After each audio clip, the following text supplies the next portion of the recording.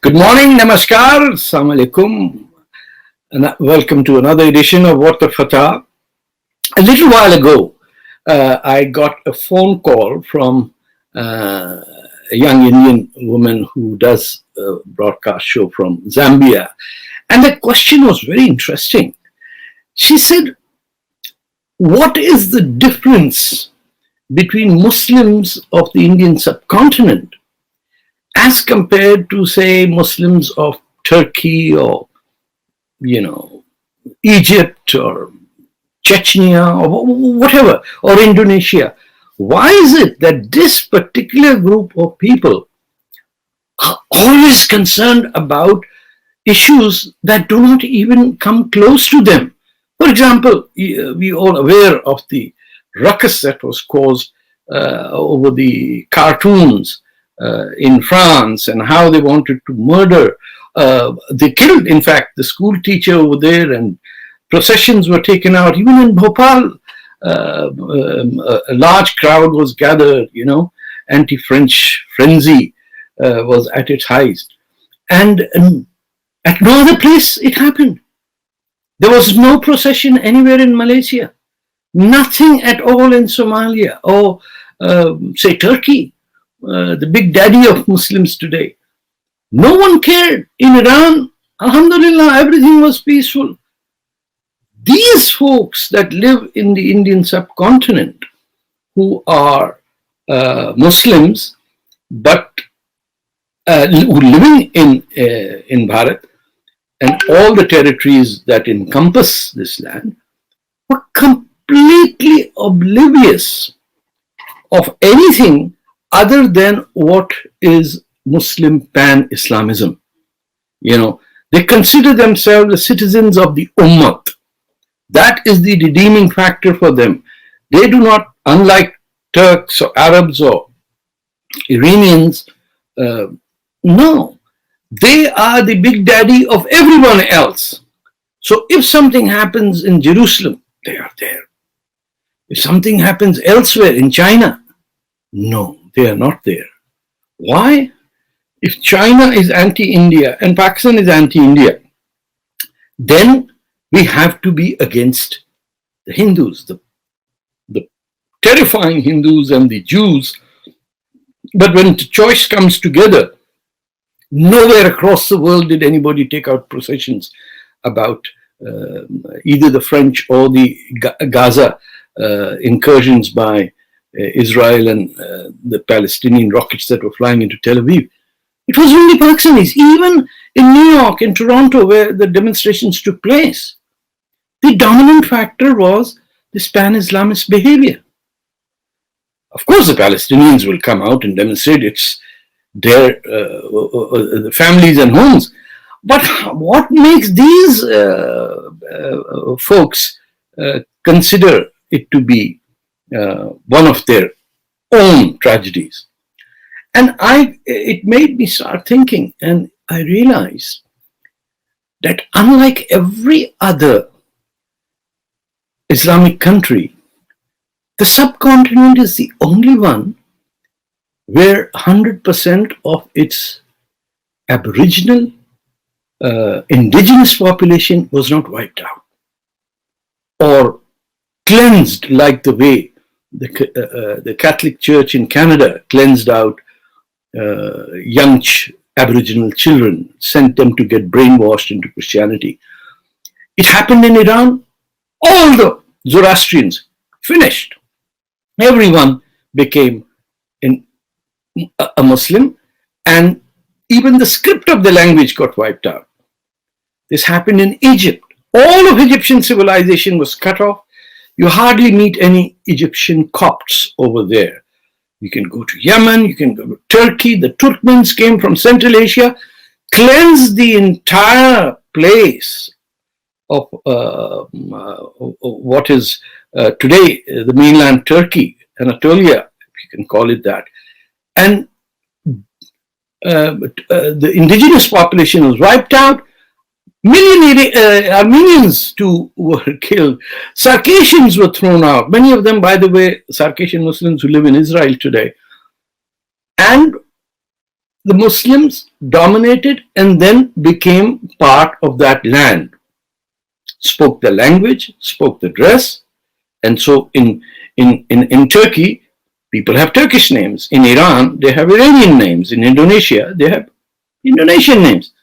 But in the subcontinent, despite 800-900 years of Muslim rule, plunder, invasion, destruction, the Hindus simply refused to become 100% Muslim.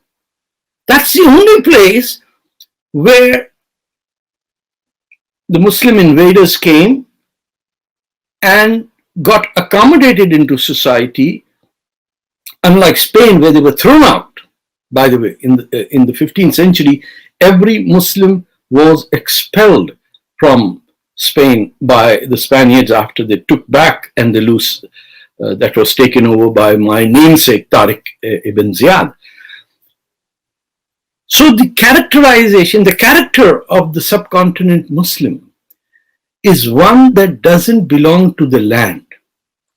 It belongs to Pan Islamism and the Ummat, or the Ummah, as it is said. We are loyal to that stream of thought. We are never loyal to the land.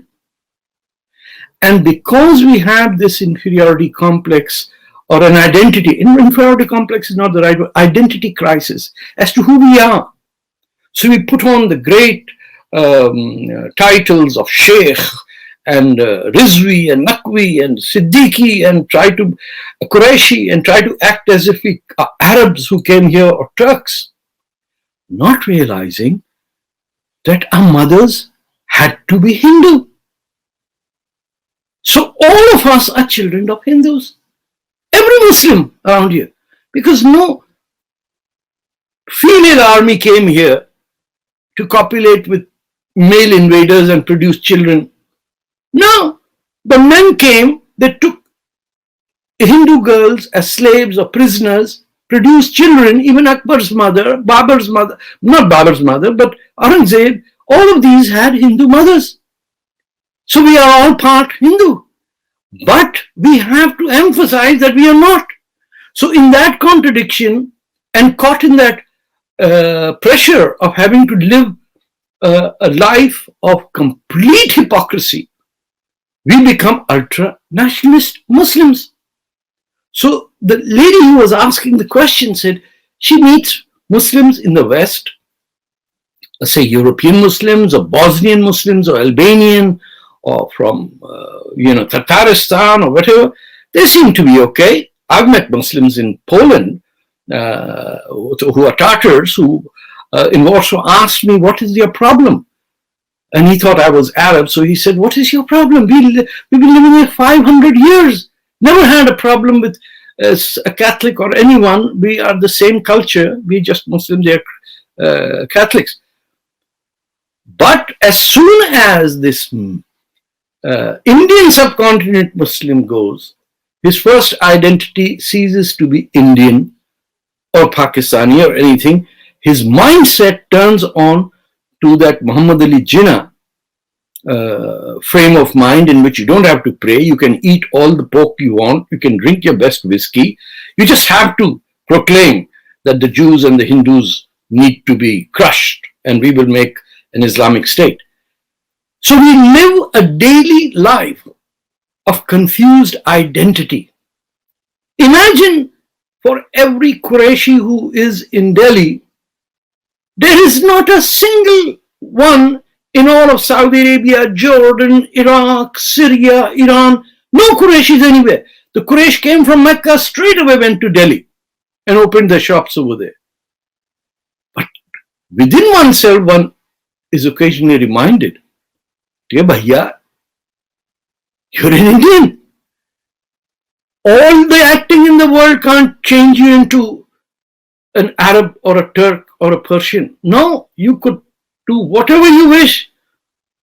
There have been Sharia laws that say that any non-Arab who considers himself equal to an Arab is committing an act of sin. This is irrespective of what Prophet Muhammad said. This is what Sharia law says. So we are, as Muslims of the Indian subcontinent, whether it's Pakistan or India or Bangladesh, we are a confused lot in a deep identity crisis to the extent that we would kill 3 million of our fellow Muslim citizens of the same country, that is Pakistan, in 1971. Today, we are willing to bombard Balochistan and occupy that Muslim country and behave as if nothing had happened. You've all read the news about the 48-year-old imam who raped a 12-year-old Muslim kid inside a mosque. Nothing happens. No tension whatsoever. And you all remember that one kid who was asked to leave a Hindu temple because the Pandit said that these kids come here and steal. And the entire country erupted.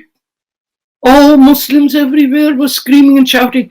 How dare a Muslim boy was thrown out because he simply wanted to drink a glass of water. But do you see anyone on the street saying, how did a mullah, 45 years old, rape a 12-year-old girl inside a mosque? No, but that tells you who we actually are. We become blinded in our hypocrisy to the extent we don't want to face the truth.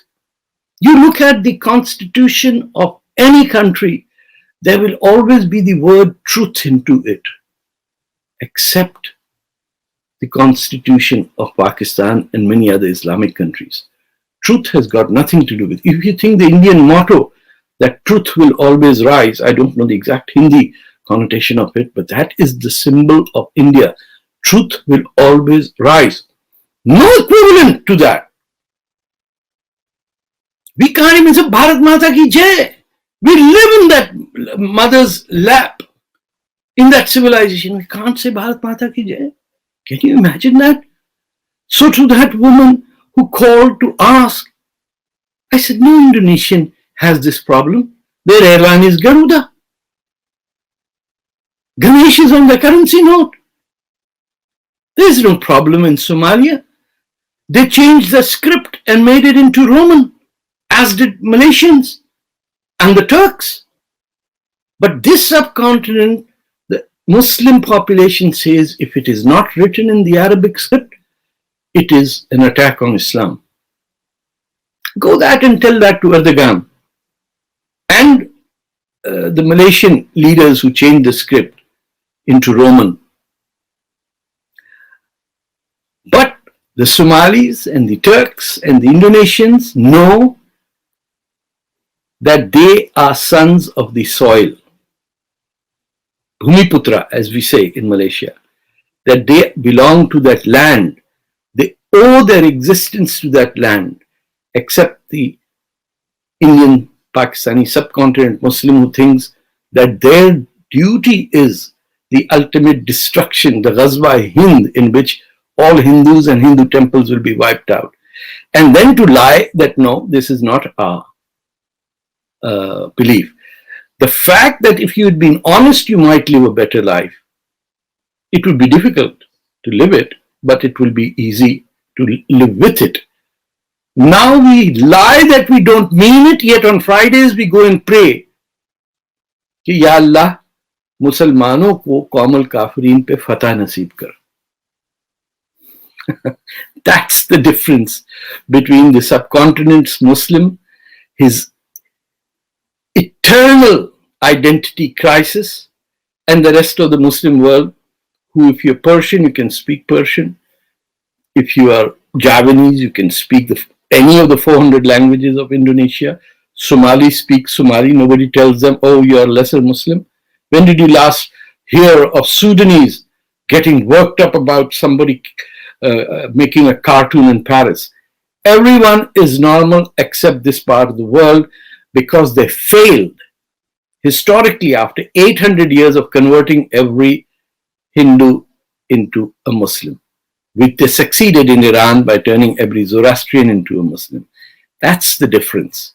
It's our identity crisis, and it is our yearning to finally conquer the footsteps of Babur and Sher Shah Suri and Lodi and Altamash and every tin bit rotten plunderer and invader of our motherland, and we consider them to be our heroes.